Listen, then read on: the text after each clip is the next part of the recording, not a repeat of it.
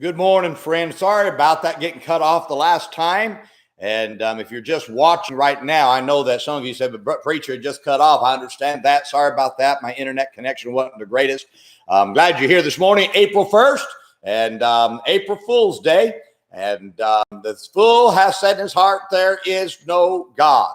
And only a fool would say that. God's put inside of the heart of every believer that there is a God. And we all know that Jesus Christ, the Son of God, came to earth, died for our sins. That's why it's April 1st. It's April 1st, 2021 AD, after his death. If Christ was fake and his resurrection was not real, then why do we put our whole calendar around Jesus Christ?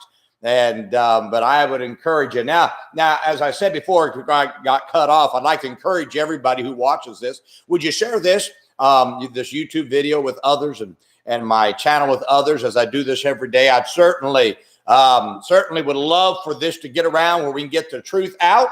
And I think it would be a blessing if we could do that. Want to read to you this morning, 2 Corinthians chapter 4, verse 8. We are troubled on every side, yet not distressed. We are perplexed, here it is, but not in despair. Now, many times I've been out soul winning when I came upon a house where there's a dog chained. Now, the dog sounds vicious. It barks and it looks mean and it snarls at me, and then it jumps and tries to come at me, and it's like it's going to attack me. But what's always interesting is the chain keeps it from getting to me. You see, the danger of the dog is there, but it can't touch me because the chain keeps it from getting to me. Now, that's what God's saying in the verse that I just read to you when he says we are troubled on every side. God did not say that we're troubled within, but we're troubled without. God is saying you may be surrounded with trouble, but the troubles have not touched you. Therefore, you're not distressed. The comfort that God gives in this statement is that he puts troubles on a chain that keeps them from hurting you. You see, this statement reminds me of Isaiah 43 and verse 2, where God says, when thou passest through the waters, I'll be with thee. And through the rivers, they shall not overflow thee. When thou walkest through the fire, he says, thou shalt not be burned, neither shall the flame kindle upon thee. You see, the troubled waters may rise, but God keeps you from drowning. The fires may burn, but God keeps the flame from touching you. The lion's mouth may be near, but they cannot bite you. You see, you may be surrounded by fire, but God puts a chain on the fire to keep it from touching you, just like he did with the 3 Hebrew children in the fiery furnace. Now, that's what God's saying that he did for Job. God asked Satan, he goes, have you considered my servant Job? Satan's response is found in Job 1:10. He says, hast thou not made, get this now, an hedge about him and about his house and about all that he hath on every side? Do you see what I'm seeing? Again, God's character is that he allows troubles to surround you, and the troubles may seem overwhelming, but the troubles cannot get to you without God's permission. You see, you have God's promise that the troubles that you face in life will not overflow you nor burn you. Now, think of the thick darkness that God sent upon Egypt in the plagues. The darkness was so thick that the Egyptians couldn't even see each other for 3 days. Yet God protected his children and didn't let the darkness touch them.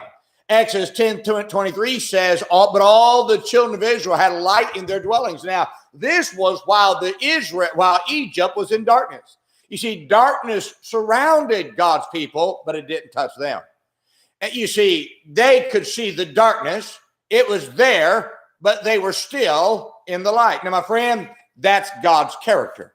God's character is that he always protects his children. You may see the darkness of troubles all about you, but you got to focus on the light that God has given you so that darkness doesn't cause you to be in despair. The only reason your troubles are causing you to be distressed is because you're looking at them instead of looking at the God who is keeping them from coming upon you. You see, what is it that you're facing today? What are the troubles that seem to burden your heart?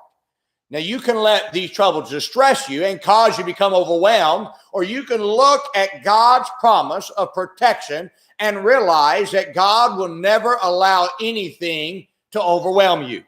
Now, what are you facing today? That you say, I don't think I can make it. Can I tell you can make it through it?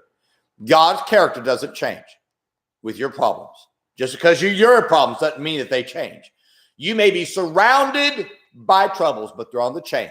Can I remind you, you're on the winning side. Don't ever forget that.